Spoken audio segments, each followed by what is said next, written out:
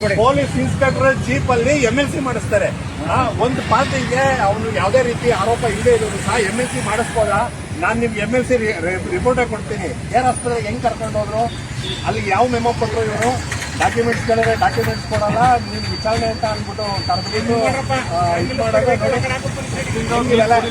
ಇವೆಲ್ಲ ಸಾಧ್ಯ? MLC ಮಾಡಿಸ್ತಾರೆ. ಏನ್ ಅಪರಾಧ ಇತ್ತು ಅಂದ್ಮೇಲೆ ಯಾವ ಹೋಗಿ ಫೆಡರಲ್ ಪಿಟಿಷನರ್ ಇತ್ತಾ MLC ಹೆಂಗ್ ಮಾಡಿಸ್ತಾರೆ? ಸೊ ನಮ್ಗೆ ಈಗ ಕಮಿಷನರ್ ಬರ್ಬೇಕು ಇಲ್ಲ ಅಂದ್ರೆ ಏನೇನು ಅರೆಸ್ಟ್ ಮಾಡ್ತಾರೆ ಕಮಿಷನರ್ ಮಾಡ್ತಾರೆ.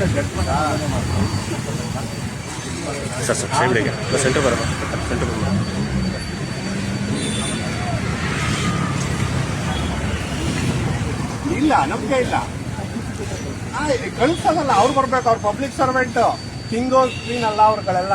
ಇಲ್ಲಿಗೆ ಬರ್ಬೇಕು. ಯಾಕೆ ನಾವೇ ಕಲ್ಗೆ ಹೋಗ್ಬೇಕು? ಹೋಗಿಲ್ವಾ 20 ಸತಕ್ಕೆ ಏನ್ ರೆಸ್ಪಾನ್ಸ್ ಸಿಕ್ತು? ಎಷ್ಟು ಸತ ಹೋಗೋಲ್ಲ? ಹೇಳೋ ಯಾವ್ದು ಹೋಗಿದ್ಯಾ? ನಾನ್ ನೋಟಿಸ್ಗಳು ಕೊಟ್ಟಿಲ್ವಾ? ನಿಮ್ಮ ಹತ್ರ ಬಂದಿಲ್ವಾ? ಬೆಳಗ್ಗೆ 8:30 ರಾತ್ರಿ 10:30 ಅಲ್ಲಿ ಕೂತಿಲ್ವಾ ಹುಡುಗ? ಮತ್ತೆ ಇವಾಗ ಕಾಲ ಮೀರ್ತು. ಏನಿಲ್ಲ, ಅವ್ರು ಬರ್ಲಿ, ಬಂದು ಈಗ ನಮ್ಗೆ ಕ್ಯಾನ್ಸಲ್ ಮಾಡಿ, ಇಲ್ಲ ಅಂದ್ರೆ ನೀವು ಅವ್ರನ್ನ ಅರೆಸ್ಟ್ ಮಾಡ್ಕೊಂಡು ಕರ್ಕೊಂಡು ಹೇಳ್ತಾನೆ. ಅಮ್ಮ ಅಂತ ಅಂದ್ಬಿಟ್ರೆ ಬಿಟ್ಬಿಡ್ಬೇಕಾ?